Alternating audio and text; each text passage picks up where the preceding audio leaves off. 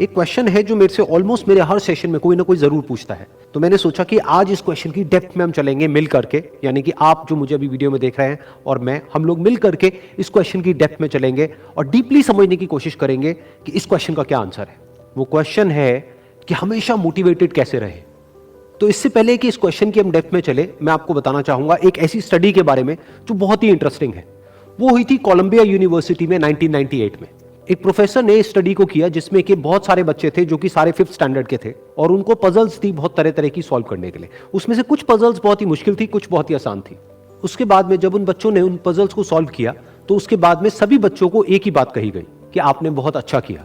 बस यहां पर एक छोटा सा फर्क था। आधे बच्चों को उन्होंने कहा कि आपने इतना एक्स्ट्राऑर्डिनरी इसलिए परफॉर्म किया क्योंकि आप बहुत ही ज्यादा इंटेलिजेंट हो, और बाकी के जो आधे बच्चे थे उनको कहा गया कि आपने जो इतना एक्स्ट्राऑर्डिनरी परफॉर्म किया उसकी वजह थी आपका हार्ड वर्क। फिर उसके बाद में दोबारा से इन सब बच्चों को कुछ पजल्स दी गई सॉल्व करने के लिए, जिसमें से कुछ बहुत ही आसान थी और कुछ बहुत ही मुश्किल थी। अब यहां पर कुछ बहुत इंटरेस्टिंग निकल करके आया जो किसी ने एक्सपेक्ट भी नहीं किया था। वो बच्चे जिनको कहा गया था कि आप बहुत इंटेलिजेंट हो, बहुत स्मार्ट हो, उनको जब वो पजल्स मिली तो उन्होंने क्या किया, जो मुश्किल पजल्स थी उसको छोड़ दिया, आसान पजल्स के ऊपर काम करना शुरू किया, और उसमें भी कुछ देर बाद ही वो बच्चे बोर हो गए। दूसरी तरफ से वो बच्चे जिनको कहा गया था कि आपने इतना एक्स्ट्राऑर्डिनरी परफॉर्म इसलिए किया क्योंकि आपने हार्डवर्क किया, उन्होंने सिर्फ आसान पजल्स को अटेम्प्ट नहीं किया बल्कि मुश्किल से मुश्किल पजल्स को भी अटेम्प्ट किया और सॉल्व किया। फिर उसके बाद में जब ये पूरी स्टडी कंप्लीट हुई तो उन बच्चों से पूछा गया कि किसको ज्यादा मजा आया इसको करने में। तो वो बच्चे जिनको कहा गया था कि आप बहुत इंटेलिजेंट हो, उनको मजा नहीं आया, यानी कि वो मोटिवेटेड नहीं थे। और वो बच्चे जिनको कहा गया था कि जो भी आपने किया वो अपने हार्डवर्क की वजह से किया, उन्होंने ना सिर्फ अच्छा परफॉर्म किया बल्कि वो एंड तक मोटिवेटेड भी थे और उनको मजा भी आया। अब ये स्टडी जिसके बारे में मैंने अभी आप लोगों को बताया, ये इतनी इंटरेस्टिंग इसलिए है क्योंकि ये जिस तरीके से हम सोचते हैं, हमारे थॉट पैटर्न को चैलेंज करती है। हम क्या सोचते हैं कि अगर हम पेरेंट्स हैं या हम टीचर्स हैं और अपने बच्चों को हम बोलेंगे कि आप बहुत इंटेलिजेंट हो, आप बहुत स्मार्ट हो, तो वो अच्छा परफॉर्म करेंगे। लेकिन इस स्टडी में एग्जैक्ट उसका ऑपोजिट निकल करके आया है।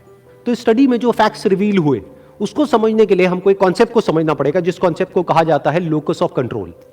हुआ क्या कि जिन बच्चों को कहा गया कि आप बहुत ही स्मार्ट हो, बहुत ही इंटेलिजेंट हो, उनका जो लोकस ऑफ कंट्रोल था वो उनके अंदर नहीं था, उनके बाहर था। लोकस का मतलब है सेंटर ऑफ कंट्रोल, मतलब कि अगर वो स्मार्ट है, अगर वो इंटेलिजेंट है, तो इसमें उनका खुद का कोई रोल नहीं है, वो उनके कंट्रोल से बाहर है। दूसरी तरफ से जिन बच्चों को कहा गया कि जो भी आपने अचीव किया वो अपने हार्डवर्क की वजह से अचीव किया, उनका जो लोकस ऑफ कंट्रोल था वो उनके अंदर था, यानी कि हार्डवर्क पूरी तरह से उनके खुद के हाथ में था कि अब उनके ऊपर है कि वो कितना हार्डवर्क करते हैं। और ये सिर्फ इस स्टडी में निकल करके नहीं आया है, इस तरह की और भी बहुत सारी स्टडीज हुई हैं, बहुत सारी रिसर्चेस हुई हैं जहां पर एग्जैक्ट यही चीज निकल करके आई है कि अगर हम खुद को हमेशा मोटिवेटेड रखना चाहते हैं तो उसका सिर्फ एक तरीका है कि जो कंट्रोल है वो पूरी तरह से हमारे अपने हाथ में होना चाहिए। तो अब समझने की कोशिश करते हैं कि ऐसा क्या होता है कि जो कंट्रोल है वो हमारे हाथ से चला जाता है, और ऐसा क्या होता है जब कंट्रोल हमारे हाथ में आ जाता है। जब भी हम एक्सटर्नल फैक्टर्स की बात करते हैं कि मैं ये नहीं कर पा रहा इस वजह से, उस वजह से, उस वजह से, जो कि मेरे कंट्रोल से बाहर है, तो हमारे हाथ से कंट्रोल चला जाता है। लेकिन जब हम बात करते हैं कि हम एग्जैक्टली क्या कर सकते हैं, जब हम अपनी कैपेबिलिटीज के बारे में बात करते हैं, तब कंट्रोल पूरी तरह से हमारे हाथ में आ जाता है। जब हमारा फोकस उन रीजंस पे नहीं होता है जिनकी वजह से हम वो नहीं कर सकते जो हम करना चाहते हैं, बल्कि उस जगह पर होता है कि जिस वजह से हम वो कर सकते हैं जो हम करना चाहते हैं, तब हम अंदर से मोटिवेटेड होते हैं। फॉर एग्जाम्पल, आप जिस भी फील्ड में हो, उस फील्ड में कुछ लोग हैं जो टॉप पे बैठे हैं। आपके पास में दो ऑप्शंस है। एक, आप बोल सकते हो कि वो लोग, उनके अंदर कुछ स्पेशल है, उनके अंदर कुछ एक्स्ट्राऑर्डिनरी है, उनके अंदर कोई ऐसा टैलेंट है जो आपके अंदर नहीं है, या फिर उनकी किस्मत है जिसकी वजह से वो वहां पर बैठे हैं, या फिर उनके पास में कुछ था, किसी का सपोर्ट था जिस वजह से वो वहां पर है। अगर इसमें से ऐसा आपने कुछ भी बोला तो आप फंस गए। अब आप मोटिवेटेड नहीं रह सकते उस काम को करने के लिए जो आप काम कर रहे हो, क्योंकि अब कंट्रोल आपके हाथ से बाहर है। क्योंकि अब अगर आपके पास में वो है ही नहीं जो उनके पास में है, तो अब आप वो कैसे बन सकते हो जो कि वो बन चुके हैं।